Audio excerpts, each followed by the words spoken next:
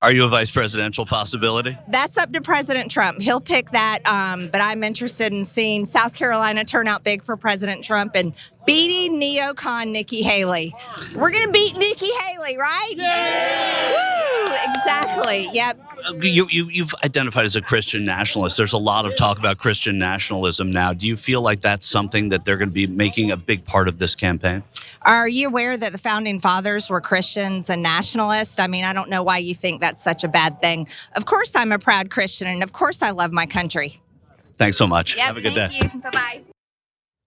Okay, so we're gonna review her little mini episode of Drunk History there in a sec. But first, that is Michael Shure. Michael Shure doing great work in snagging a brief interview with a viewer of the Damage Report, Congresswoman Marjorie Greene, where she says, I don't want to say anything about the VP thing. I'm just here to work for him. It's not for me at all.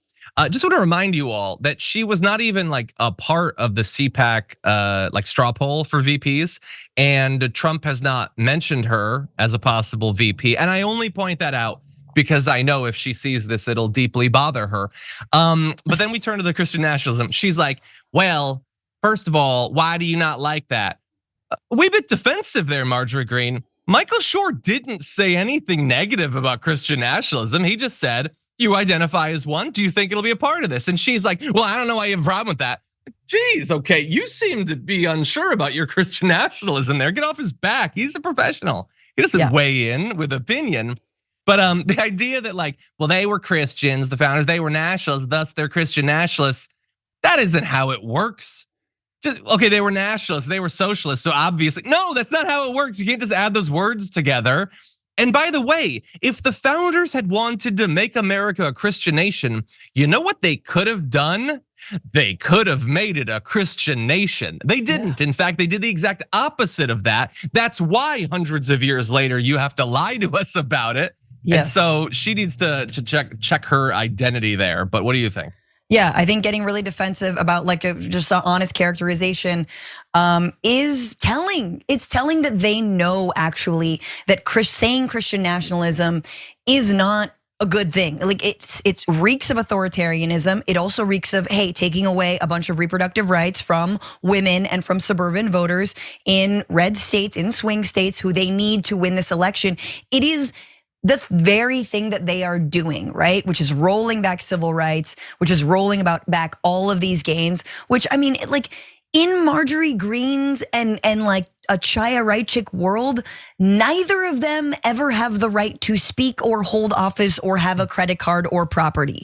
Like, do we understand that? But so I think her getting prickly is like, ooh, you are losing, beep, beep, beep, beep, boop. Oh man. 100%. And you do, in fact, love to see it. I just want to remind her of a few things because I know there's a good chance she's watching. So I know that some of them were Christians, sure. Others were sort of Christians, but not Christians like you guys are these days. Does she get that like when there was like a religious revival on the right in the 80s, that's because Republicans weren't like that before? Many of the founders were what are called deists. And I'll explain that because I know that she doesn't know what that means.